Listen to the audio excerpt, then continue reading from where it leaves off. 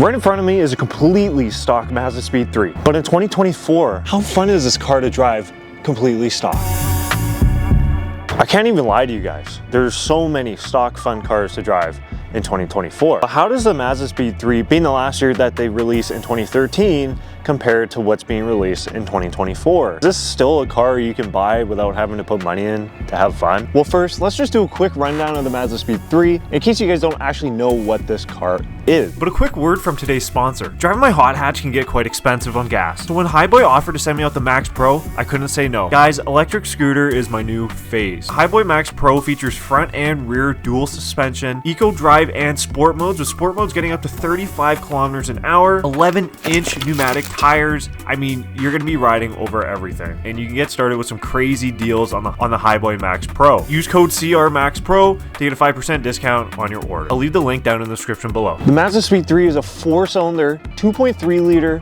direct injected turbocharged motor that makes 263 horsepower and 280 foot-pounds of torque from factory. Now that is only mated to a 6-speed manual transmission, not available in automatic. It is a front-wheel drive vehicle operated with an LSD. So what makes it different from a regular Mazda 3? The suspension is sport-tuned, meaning that the spring rates are a little bit stiffer, and I believe the shocks are a little bit stiffer as well. The rear sway bar is just a few millimeters bigger than the Mazda 3s. The MazdaSpeed 3s did not come with a sunroof like the Mazda 3s did, and you're also gonna notice a few different features around the car, like a hood scoop or different wheels, front bumpers as well. Other than that, that's basically the MazdaSpeed 3. Pretty basic upgrades over the Mazda 3 if you don't talk about the motor. Let's go talk about how it drives.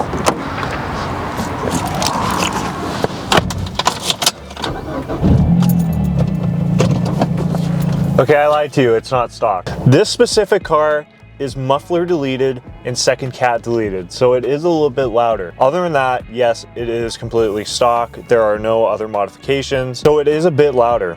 And we'll get to that as we go through. I'm gonna talk about this in 3 segments: speed, handling, and sound. And sound's very important with this car, and I think it's very important with any car. So let's start with speed. Speed's in the name, MazdaSpeed 3, but isn't it really that fast? This car was rated a 0 to 60 in, I believe it was 5.6 seconds. That's obviously them testing it. I mean, if I did it, I'd probably get like 6 seconds or 6.2 seconds or something. 5.7 seconds, and remember that car released, I'm talking about 2007, released in 2007, 5.7 seconds for a hot hatch. I know this motor won best motor, car and driver, I believe it was. This car makes 263 horsepower from factory with 280 foot-pounds of torque. A lot of people complain about torque steer. Honestly, if you guys just hold on to the wheel and, you know, drive like a normal person, I don't think you guys will have too much problems with torque steer. I honestly, personally don't. I think people just kind of complain about it just because it has it. So this is very torquey. First and second gear are limited just to keep that power down a little bit, just to keep things, you know, in shape.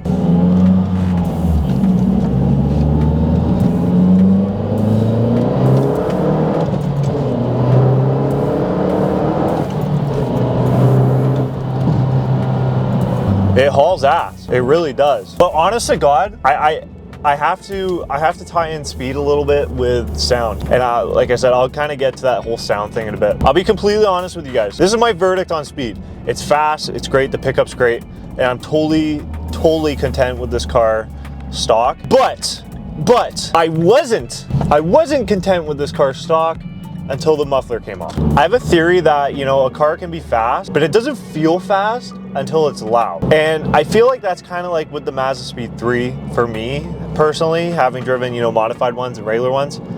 If you can't hear this car, it honestly doesn't feel as fast as it should be, if that makes sense. With that being said, I'm not saying that it's slow at all. This thing passes people on the highway.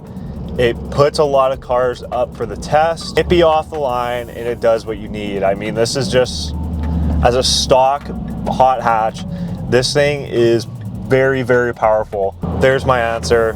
Speed relevant, 100%.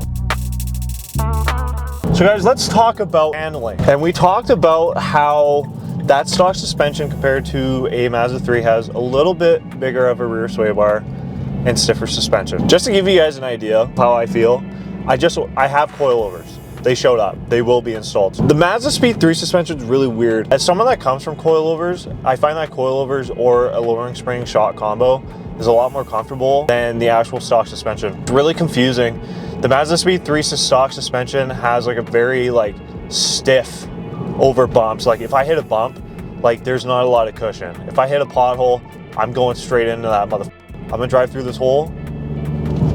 Like there's like you just boom, boom, boom. You know what I'm saying? So there's that, right? So I'm talking about that. Funny part about it is when you actually need it to be stiff, for example, if you're going around corners, then it kind of forgets to be stiff. This car is a corner machine. I believe that you need upgrades for it. And I'm not saying that it's not good, but hear me out. The rear sway bar upgrade is one of the biggest things that you can do to this car. It just changes the whole car. So keep that in mind. But even putting coilovers on it changes the ride height. This thing rides like a monster truck. It looks like a minivan. I feel like I'm driving a mini. I feel like the problem with like a stock MazdaSpeed 3 is like when you need it to handle, it forgets how to handle. Response to having super stiff ride normally, then you put it around some corners and you're leaning in the corners. You're leaning. I think they should have made the rear sway bar just a little bit bigger. I think I don't know their design in the shocks or the springs. I know it's the same shock as the Mazda 3, so maybe they needed some help there. Maybe the springs are just too stiff for the shocks. I don't know. I'm not saying that it's horrible, but I'm also so used to aftermarket suspension. Really, it's not bad. Just like I said, I'm just so used to these, you know, performance cars and stuff, and I don't drive like maybe you're from an economy car. It's really good, but there's room for upgrades. Sound. What does the MazdaSpeed sound like? It's so hard for me to give you an accurate representation in today's video because, like I said, this has a second cat delete and a muffler. Problem alert. Oh my goodness, it is painstakingly quiet. I feel like it's more quiet than a Mazda 3. You got two catalytic converters. If I'm correct, I think there's a resonator in there, and then a fish bowl, an absolute fish tank of a rear muffler. I mean, there is no sound coming out of that thing. This car came with a second cat delete on it before I deleted the muffler. In all honesty, I have to say, the second cat delete was not enough. There was a cat removed from this car and it was still quiet. I shouldn't say it was quiet. Cold starts, it sounded okay. But like once you kind of learn what a MazdaSpeed should sound like, you're kind of like, huh, this is weird. I think the problem is with a lot of cars nowadays too is either, you know, I've heard a lot of stuff about artificial noises and stuff, but I mean, even like I can get into a Mark 8 GTI, start it up, sounds sick, drive it, sounds sick, wide open throttle, it sounds pretty good for a stock car. I don't know what they did. I don't know what happened. I feel like the second generation MazdaSpeed 3 was kind of like their confused car that they didn't want to spend a lot of time into for some reason. So keep in mind that if you want something that kind of sounds good, probably will end up by doing a muffler delete or, you know, a res delete or something just to get a little bit more sound out of this car. This goes back to the power I was talking about earlier. When this car sounds a little bit better, it also feels like it should. It feels fast. So guys, so with that being said, let's go ahead and I want to talk about my final conclusion about this.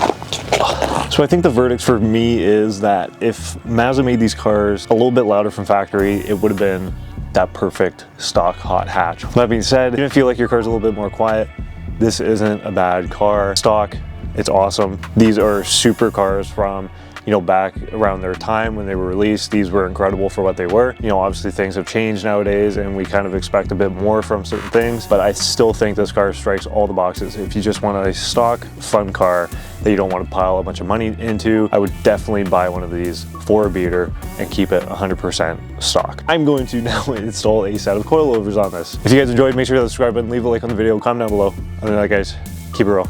I'll see y'all in the next one.